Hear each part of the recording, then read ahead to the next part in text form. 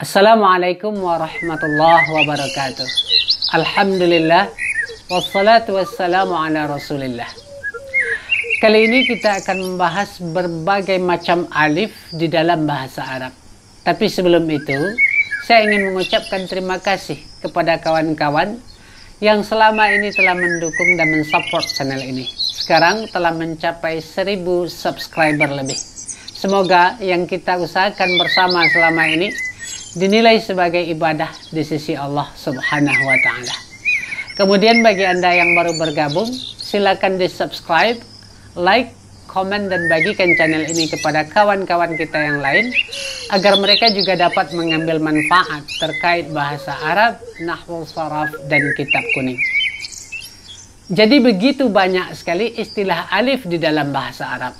Yang pertama ada alif itsnaini, yaitu isim dhamir atau kata ganti yang menunjukkan dua berupa alif dan menempelnya kepada fiil, sehingga ada 3 kemungkinan i'rab bagi alif itsnaini ini. Yang pertama, mungkin saja dia marfu'un mahallan sebagai fa'il jika fiil yang ditempelinya bina maklum. Yang kedua, marfu'un mahallan sebagai naib fa'il ketika fiil yang ditempelinya bina majhul. Atau dia marfu'un mahallan ketika dia menjadi isim dari fi'il yang naqis. Contoh yang pertama sebagai fa'il, fa'akala minha fabadat lahuma sawatuhuma. Ini adalah ketika Nabi Adam dan Siti Hawa tergoda oleh bujuk rayuan iblis untuk memakan buah. Fa'akala, lalu mereka berdua makan. Fabadat lahuma sawatuhuma, tiba-tiba mereka dapat saling menatap aurat mereka. Kita perhatikan kata akala, ada alif di belakang. Nah, alif di sana i'rabnya fi mahalli raf'in fa'il atau mabniyun ala sukuni fi mahalli raf'in fa'il, karena fiilnya akala bina maklum. Sedangkan contoh bina majhul atau i'rabnya sebagai naib fa'il, wal waladani durrisa, 2 orang anak telah diajar. Nah, alif pada kata durrisa mabniyun ala sukuni fi mahalli raf'in sebagai naib fa'il. Yang ketiga, kita lihat ketika alif itsnaini menjadi isim dari fi'il yang naqis, kita gunakan kana. Kalimat kana zaidani qa'imaini kan bisa kita ganti zaidani ini dengan alif. Kana qa'imaini. Maka alif pada kana mabniyun ala sukuni ismu kana. Sekarang kita lihat yang kedua, alif adat. Sesuai dengan namanya, yaitu alif yang terdapat pada adat. Seperti yang sudah kita ketahui bahwa kalimat itu terdiri dari umdah, fudlah, dan adat. Umdah itu fi'il dan fa'il atau mubtada dan khabar. Terdiri dari musnad dan musnad ilaih. Nah, selain dari musnad dan musnad ilaih tetapi bukan adat, itu disebut fudlah, pelengkap kalimat. Sedangkan huruf itu disebut dengan adawat atau adat. Nah, alif adat ini adalah alif yang terdapat pada adat itu sendiri. Misalnya, qul inni akhafu in asaitu rabbi azaba yaumin azim. Maka alif yang terdapat pada adat ini. Nah, sekali lagi, alif pada ini disebut dengan alif adat. Yang ketiga, kita lihat ada alif istighatsah, yaitu alif yang menggantikan lam huruf jar yang dipergunakan untuk istighatsah. Contohnya dalam syair berikut, ya yazidah li amalin naila azzin. Koreksi saya jika salah membaca syair ini, saya akui saya memiliki kelemahan dalam membaca syair. Tapi intinya adalah di dalam syair ini ada kata yazidah dan memiliki alif di belakangnya. Alif tersebutlah yang menggantikan huruf jar lam. Sebenarnya kata ini adalah ya la yazidu. Kemudian alifnya, kemudian lamnya dibuang, digantikan dengan alif istighatsah di belakangnya. Dan alif ini la mahalla laha minal i'rab, tidak memiliki tempat dalam i'rab. Artinya dia tidak marfu', tidak mansub, tidak majrur. la mahalla laha minal i'rabi. Berikutnya ada alif istifham, yaitu alif yang dipakai untuk bertanya. Istifham boleh juga kita sebut dengan isti'lam, tapi kita belum akan membahas makna-makna istifham. Apakah ingkar taubihkah, bukan itu kajian kita pada hari ini. Cukup sebatas alif istifham dipergunakan untuk bertanya. Contoh, qala aragibun anta an alihati ya Ibrahim. Azar, bapak Nabi Ibrahim bertanya, apakah kamu membenci Tuhanku? Apakah kamu membenci sesembahanku, wahai Ibrahim? Nah, pada kata aragibun ada alif di depan. Nah, alif inilah yang disebut dengan alif istifham. Apakah dipakai untuk bertanya? Dan berikutnya kita lihat ada alif isba, yaitu alif yang terdapat di akhir kata yang berharkat fathah. Ada suatu kata huruf terakhirnya berharkat fathah, kemudian kita tambahkan sebuah alif. Tujuannya untuk membantu memanjangkan suara pelafalan. Ini kebanyakan terdapat di dalam syair. Kita akan berikan contoh, tapi sebelum kita lihat contoh syair, kita lihat contoh dalam Al-Quran, surat Al-Ahzab ayat 10. Wa tadhunnuna billahi dhununa. Nah, kata terakhir di situ al-dhununa. Huruf terakhirnya nun berharkat fathah, kemudian ditambah alif isba di belakangnya. Itu bukan alif pertanda kata ini memiliki fathatain, harkat dua fathah, bukan. Kalau memang itu adalah alif pertanda fathatain, tentu tidak mungkin fathah bertemu dengan alif lam dalam satu kata. Kan sudah pernah kita jelaskan bahwa alif lam dan tanwin itu bagaikan istri muda dan istri tua.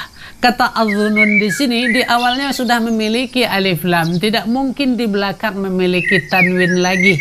Jadi tidak benar di dalam kata al-dhununa ini bertemu alif lam dan tanwin. Salah itu. Alif lam memang ada di awal, tetapi alif yang terdapat di belakang bukan pertanda kata ini memiliki tanwin, tapi alif di situ disebut alif isba untuk memanjangkan suara. Nah, sedangkan pada syair alif isba ini digunakan untuk menyelamatkan ketukan. Perhatikan contoh syair berikut. A'udzu billahi minal aqrabi. Aku berlindung kepada Allah dari kalajengking.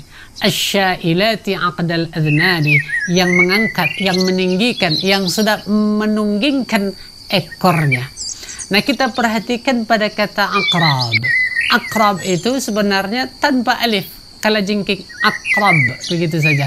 Nah, perlu ditambahkan alif isba di situ agar sama ketukannya dengan baris yang di bawah, sama ketukannya dengan aznab, untuk menyelamatkan syair seperti itu, karena syair memiliki wazan tersendiri. Dan ada juga yang menggunakan alif isba ini ketika waqaf, sehingga mereka menyebutnya dengan alif waqaf. Dan ada juga yang menghilangkan ketika waqaf dan malah memunculkannya ketika wasal, sehingga mereka menyebutnya alif wasal. Berikutnya ada alif asal, atau ada juga yang menyebutnya dengan hamzah asliyah. Lalu yang benar yang mana? Tadi kami dengar Pak Ipang juga menyebut alif istifham. Dulu Pak Ipang menyebutnya hamzah istifham. Saya jawab dua-dua benar. Loh, berarti Pak Ipang tidak konsisten dengan penyampaian selama ini. Dulu Pak Ipang mengatakan alif tidak menerima harakat. Yang menerima harakat adalah hamzah. Memang pernah saya menyampaikan seperti itu. Jangankan saya yang baru sebatas membaca kulit-kulit kitab, para ulama saja berbeda pendapat mengenai jumlah huruf hijaiyah. Ada yang menghitung huruf hijaiyah cuma 28 tanpa memasukkan hamzah dan lam alif. Artinya mereka tidak menganggap hamzah sebagai sebuah huruf. Tidak ada hamzah dalam hijaiyah, hanya ada alif. Ada yang menghitung 29, ada yang menghitung 30. Dan ada yang menganggap bahwa hamzah tersebut adalah huruf illat. sama seperti alif, waw, dan ya. Jadi huruf ilat menurut mereka tidak 3, tapi 4. Alif, waw, ya, dan hamzah. Tapi biasanya untuk santri-santri pemula memang kita sampaikan seperti itu. Bahwa alif tidak menerima harakat, sedangkan hamzah menerima harakat. Jadi kesimpulannya, mau disebut alif istifhamkah? Silahkan. Hamzah istifham boleh juga. Alif asal oke. Hamzah asliyah silahkan. Nah, definisi dari alif asal adalah alif yang menjadi huruf asli dalam satu kata, atau alif yang menjadi binyah kalimah dalam kata tersebut. Misalnya alif yang terdapat dalam 2 kata berikut. Walau sya'a rabbuka laja'alan nasa ummatan wahidah.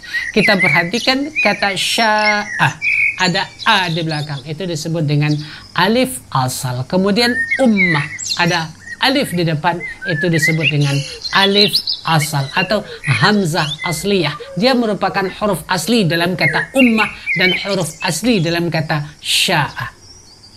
Contoh lain, wa ilaihi yarji'ul amru kulluh. Dan alif yang terdapat pada kata al-amr disebut dengan alif asal. Berikutnya ada alif itlaq atau alif isbah, sama seperti yang tadi, yaitu alif yang ditambahkan pada kata terakhir dalam syair untuk memanjangkan suara. Mengitlaknya dari kait, artinya mengitlaknya dari sukun. Ada yang mengatakan bahwa alif itlaq menempel pada isim mabni. Ada yang mengatakan alif itlaq menempel pada isim mu'rab saja. Ada di antara mereka yang berpendapat, di antara para ulama, bahwa alif itlaq menempel pada kata yang boleh berharkat sukun jika tidak ada alif itlaq. Kalau tidak ada alif itlaq di akhir kata tersebut, maka dia berharkat sukun. Baik kata tersebut mabni ataupun mu'rab, baik isim, baik fi'il maupun huruf. Silahkan, terserah. Contohnya syair berikut. Alima ala rab'il qadimi bi'as'asah ka'anni unadi au ukallima akhrasa. Kita perhatikan 2 kata terakhir dalam 2 baris syair ini, as'asa dan akhrasa. Kedua-duanya memiliki alif. Nah, alif inilah yang disebut dengan alif itlaq atau alif isbah. Berikutnya ada alif ilhaq, yaitu alif mamdudah ataupun alif maksurah yang terdapat di akhir isim ataupun di akhir fi'il untuk memulhakkannya dengan rubaiyah ataupun khumasiyah. Contoh, inna ila rabbikar ruj'ah. Kata terakhir di sini adalah ar-ruj'ah. Huruf terakhirnya adalah alif maksurah, sewazan dengan fu'lah. Ini kan sebenarnya kan sulasiyah, ra, jim, dan ain. Nah, untuk memulhakkannya dengan rubaiyah ditambah alif maksurah di belakang. Ruj'a, hubla, fu'la. Sama dengan jahara. Ini kan sulasiyah. Ketika ditambah waw, dia akan menjadi mulhaq dahrajah atau mulhaq rubai. Jahwarah. Atau contoh lain, wala taqrabus salata wa antum sukara. Kata sukara di belakang memiliki alif maksurah. Ini adalah mulhaq khumasiyah. Nah, alif yang di belakang alif maksurah disebut dengan alif ilhaq. Berikutnya adalah alif ijab, yaitu alif ataupun hamzah yang terdapat pada kata laisa dan lam yang dimaksud untuk menyampaikan isbat. Kan terbalik, laisa ini huruf nafi mengandung kata tidak, lam adalah huruf nafi mengandung kata tidak, tapi justru kita bermaksud menyampaikan ya, kita bermaksud menyampaikan kalimat positif dengan menggunakan kata tidak. Nah, contohnya alaisallahu bi'a'lama bisyakirin. Apakah tidak Allah itu maha mengetahui orang-orang yang pandai bersyukur? Bukankah Allah mengetahui orang-orang yang bersyukur? Maksudnya kalimat ini, iya, Allah itu maha mengetahui orang-orang yang pandai bersyukur. Nah, alif pada kata alaisa ini disebut dengan alif ijab. Contoh lain, alam ya'lam bi annallaha yarah. Apakah tidak Allah itu maha melihat? Bukankah Allah itu maha melihat? Maksudnya iya, Allah itu maha melihat. Jadi alif atau hamzah yang terdapat pada alam disebut dengan alif ijab. Berikutnya ada alif ta'nits sesuai dengan namanya, yaitu alif yang menunjukkan perempuan. Jadi suatu kata disebut dengan mu'anats tidak hanya ketika memiliki ta marbutah, juga ketika suatu kata memiliki alif ta'nits, baik mamdudah maupun maksurah. Kedua alif ini menghalangi suatu kata untuk memiliki tanwin, sehingga disebut dengan isim alladzi la yansarif. Contoh yang mamdudah: hamra, sauda, bayda, sahra. Alif ta'nits mamdudah didahului oleh alif seperti contoh tadi. Sedangkan alif ta'nits maksurah tidak didahului oleh alif. Contoh hublah, ruj'ah, dan lain-lain. Dan berikutnya ada alif tasniyah. Sedangkan di awal tadi kita sudah membahas alif itsnaini. Apakah keduanya berbeda? Jawabannya ada persamaan dan ada perbedaan. Persamaannya sama-sama alif yang menunjukkan makna dua. Sedangkan dari segi penggunaan, alif itsnaini adalah dhamir yang masuk kepada fi'il saja. Jadi dia marfu'un mahallan sebagai fa'il, atau marfu'un mahallan sebagai naib fa'il, atau marfu'un mahallan sebagai isim dari fi'il yang naqis seperti yang kita contohkan tadi. Sedangkan alif tasniyah adalah alif yang masuk kepada isim saja. Dia tidak lebih daripada sebagai tanda rafa dan la mahalla laha minal i'rabi. Perhatikan sekali lagi contoh berikut ini. Al-waladani yadrusani. Dua orang siswa sedang belajar. I'rabnya al-waladani mubtada marfu' dengan alif ganti dari dhammah karena al-waladani musannah atau tasniyah isim. Yadrusani fi'il mudhari' marfu' dengan nun ganti dari dhammah karena yadrusani adalah fi'il yang 5, fa'ilnya alif dibina atas sukun pada tempat rafa'. Jumlah fi'liyah fi mahalli raf'in, khabar dari al-waladani. Nah, perhatikan kedua alif. Alif pada al-waladani adalah sekedar tanda rafa' saja. Sedangkan alif pada yadrusani, alif itu sendiri yang fi mahalli raf'in sebagai fa'il. Berikutnya ada alif takhbir, yaitu hamzah yang terdapat pada kata amma. Fa'amma samudu fa'uhliku bit-taghiyah. Berikutnya ada alif takhir, yaitu alif atau hamzah yang terdapat pada kata imma. Ingat, yang ini alif takhir pada kata imma, yang tadi alif takhbir pada kata amma. Contoh, fa imma mannan ba'du wa imma fida'an hatta tadha'al harbu awzaraha. Maka alif atau hamzah yang terdapat pada imma di awal ayat ini, di awal kalimat ini adalah alif atau hamzah takhir. Dan berikutnya ada alif ta'rif. Nama lain dari alif ta'rif adalah alif fasal. Jadi kita bahas lebih lanjut pada alif fasal saja nanti.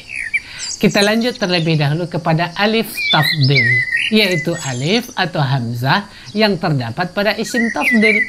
Isim tafdil adalah isim yang menunjukkan komparatif, dipergunakan untuk menyatakan comparative degrees ataupun superlatif. Akbaru, maha besar, paling besar, ini superlatif. Asgharu, lebih kecil, komparatif, perbandingan. Aksaru, lebih banyak. Ana aksaru minka malah. Itu contoh yang tertulis di sini. Hartaku lebih banyak dari hartamu. Maka alif atau hamzah yang terdapat pada kata isim tafdil aksaru, lebih banyak, itu disebut dengan alif atau hamzah tafdil. Dan berikutnya ada alif takrir, yaitu alif atau hamzah istifham yang masuk kepada lam untuk memfaedahkan takrir. Contohnya alam naj'alil arda mihada. Maka alif atau hamzah istifham pada kata alam disebut dengan alif takrir atau hamzah takrir. Kalau yang tadi alif ijab masuknya kepada laisa dan lam, tetapi faedahnya untuk ijab. Yang ini faedahnya untuk takrir. Berikutnya ada alif taksir atau disebut juga dengan alif jamak. Sesuai dengan namanya, yaitu alif yang terdapat pada sirat jamak taksir sewazan dengan fa'alil. Misalnya darahim. Alif pada darahim disebut dengan alif jamak atau alif taksir. Wazan lainnya fa'alil, dananir, afa'il. Misalnya akarim, afa'il, abatil, af'ul misalnya anfus, tafa'il misalnya tamasih, dan tafa'il misalnya tajarib, mafa'il misalnya masajid, mafa'il makatib, dan lain-lain. Dan berikutnya ada alif khafifah. Biasanya kita menyebutnya dengan hamzah wasal, yaitu alif atau hamzah yang akan dilafalkan ketika terdapat di awal kata atau di awal kalimat. Sedangkan ketika dia didahului oleh kata ataupun huruf lain, bunyinya tidak akan kedengaran. Dua contoh dalam dua kalimat berikut ini. Ya Sumair uktub. Uktub ya Sumair. Dan berikutnya ada alif zaidah, yaitu alif yang ditambahkan pada akhir fi'il. La mahalla laha minal i'rabi.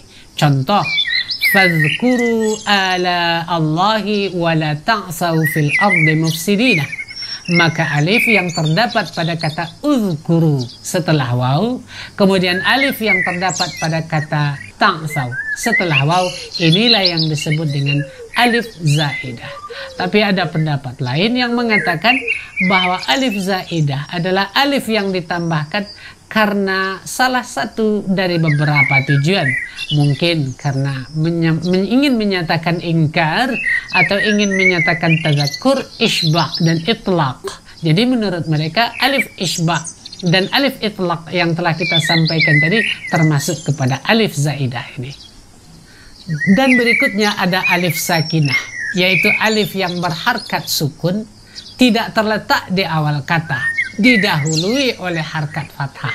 Jadi alif yang dimaksud di sini adalah alif huruf ilat, alif mad ataupun alif lain. Misalnya wa ja'ala fiha sirajan wa qamaran munira. Maka alif yang pada kata siraja setelah huruf ra, nah harkatnya sukun, didahului oleh harkat fathah yaitu ra dan tidak terletak di awal kata. Inilah yang disebut dengan alif sakinah atau alif lain. Jadi cukup banyak penamaan untuk alif sakinah ini. Alif sakinah, alif ilat, alif mad, alif layyinah, alif hawaiyah, alif ghairul mahmuzah, huruf hawi atau fathah tawilah. Kita lanjutkan. Berikutnya ada alif saghirah. Menurut istilah adalah fathah, seperti fathah yang zahir terletak di akhir kata. Fatabassama dhahikah. Kemudian ada alif silah. Sebelumnya kita sudah membahas alif isbaq. Nah, alif silah ini sama dengan alif isbaq. Kemudian ada alif tawilah, yaitu alif yang terdapat di akhir isim ataupun di akhir fi'il. Namun sebelumnya alif tawilah ini berasal dari waw yang telah ditukar menjadi alif. Contohnya asa. Alif pada kata asa ini sebelumnya adalah waw, tapi sudah diganti menjadi alif. Buktinya mudhari'nya adalah ya'su dan masdarnya adalah aswan. Da'a yada'u, da'watan, ghaza yaghzu. Jadi bukan yang asa ya'si. Kata asa ya'si juga ada, artinya mendurhakai. Sedangkan asa ya'su artinya memakai tongkat. Masih termasuk kepada alif tawilah, yaitu setiap alif yang terdapat pada isim ataupun pada fi'il yang didahului oleh ya. Contoh pada isim dunya, maka alif di sini didahului oleh ya. Nah, alif di situ disebut dengan alif tawilah. Contoh lain, Yahya. Tetapi alifnya ditulis dengan berdiri. Nah, ini juga disebut dengan alif tawilah, didahului oleh ya. Sedangkan Yahya yang ditulis alifnya seperti ya atau disebut dengan alif qasirah, ini untuk membedakan dari fi'il. Jadi pada Yahya yang kedua bukan alif tawilah tapi alif qasirah. Setelah itu ada alif ibarah, yaitu alif yang terdapat pada kata ana. Contoh, la ilaha illa ana fa'buduni. Maka alif pada kata ana adalah alif ibarah. Kita lanjutkan kepada alif iwad, yaitu setiap alif tanwin pada kata yang mansub. Qara'tu kitaban. Nah, kitaban mansub sebagai maf'ul bih dan dia memiliki tanwin. Nah, alif pada huruf terakhir tersebut disebut dengan alif iwad. Tapi alif iwad ini tidak akan muncul dalam 3 keadaan. Yang pertama, jika kata yang mansub tersebut diakhiri oleh ta marbutah. Contohnya, qara'tu majallatan. Majallatan memang mansub, tetapi diakhiri oleh ta marbutah. Sehingga alif iwadnya tidak lagi muncul dan tidak lagi kita tulis. Yang kedua, jika kata yang mansub tersebut diakhiri oleh alif maksurah. Contoh, ra'aitu fatan hamilan asa. Melihat aku akan seorang pemuda yang membawa akan tongkat. Nah, asa di sini maf'ul bih mansub, dinasabkan oleh hamilan. Tapi alif iwad tidak muncul yang ada di belakang seperti sudah kita bahas tadi, itu disebut dengan alif tawilah. Kemudian alif iwad juga tidak akan muncul ketika kata tersebut, kata yang mansub diakhiri oleh hamzah atau alif yang memiliki hamzah. Contoh, dakhaltu malja'an atau syaribtu ma'an. Dan berikutnya ada alif fariqah, disebut juga dengan alif fasilah atau disebut juga dengan alif fasal, yaitu alif yang memisahkan antara nun taukid dan nun niswah. Ketika kita memerintah seorang perempuan tanpa taukid, idribna. Ketika kita memerintahnya dengan menambahkan nun taukid, mestinya menjadi idribnanna.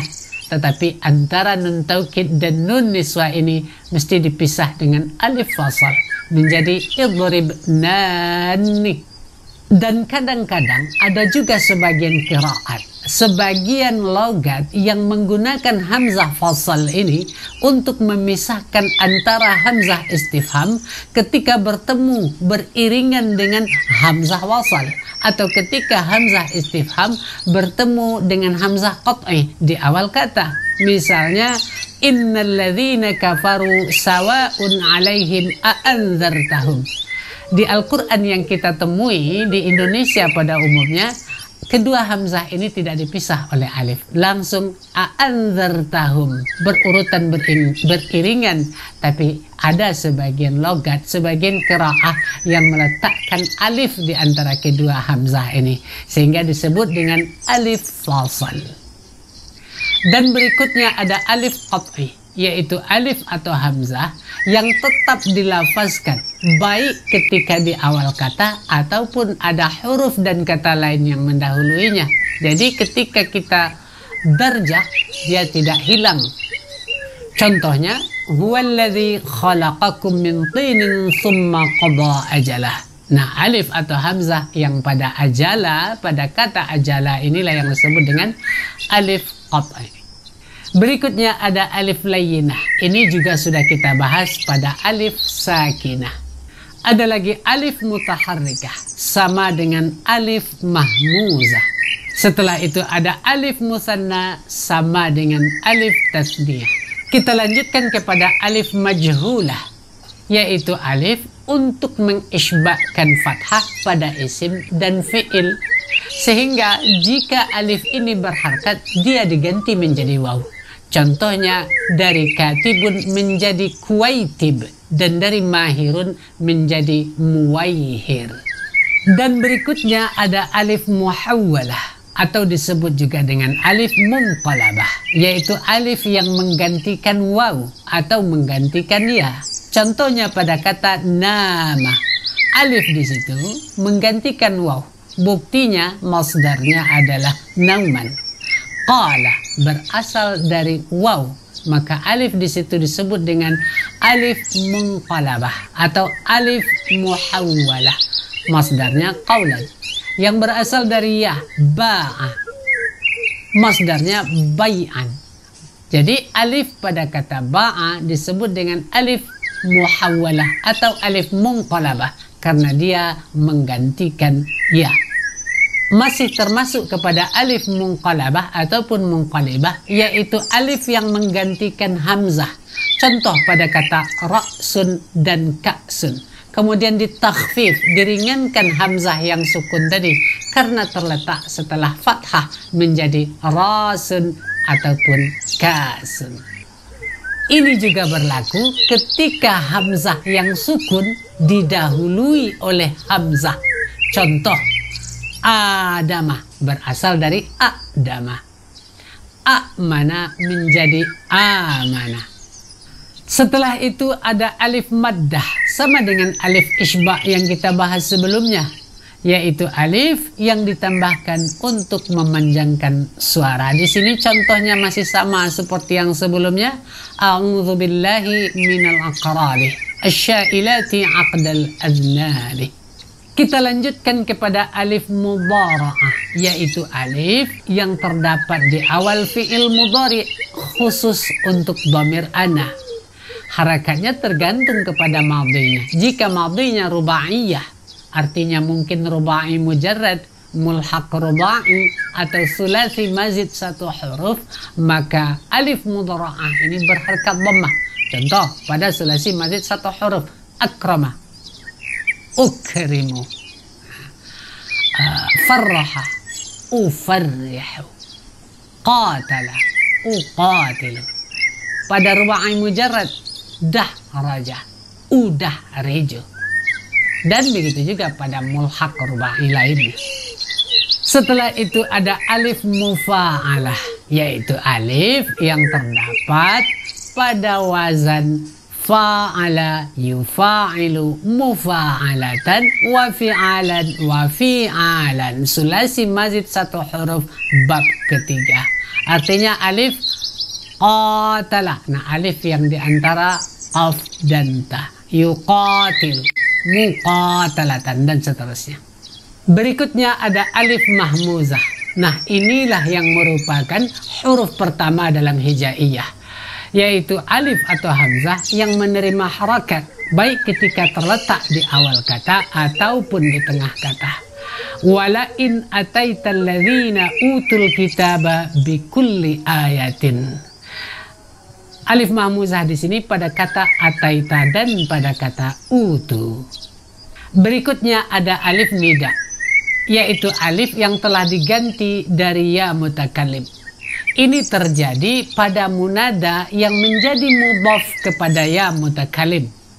Contohnya ya sahibah. Sebenarnya kalimat ini adalah ya sahibi. I'rabnya sebelum diganti ya huruf nida.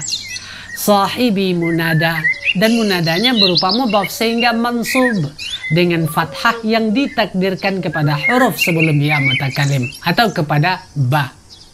Harakat munasibah dengan ya mutakallim menghalangi untuk menjelaskan fathah pada ba, sehingga ba dikasrahkan agar cocok dengan ya mutakallim. Nah, kemudian ya mutakallim tadi diganti menjadi alif, kemudian ba kita fathahkan menjadi ya sahibah.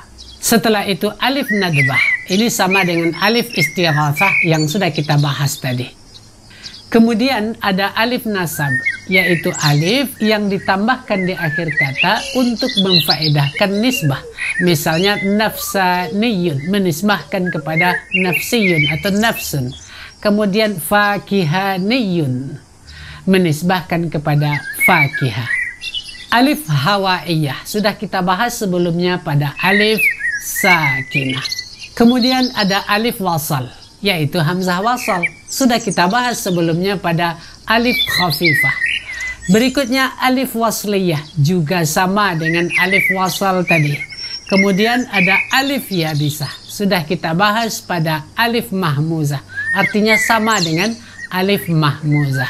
Nah, itulah sekian banyak istilah tentang alif. Mudah-mudahan bermanfaat. Tapi jikalau seandainya masih ada yang kurang, silakan ditambahkan di kolom komentar. Wallahu subhanahu wa ta'ala alam. Wassalamualaikum warahmatullahi wabarakatuh.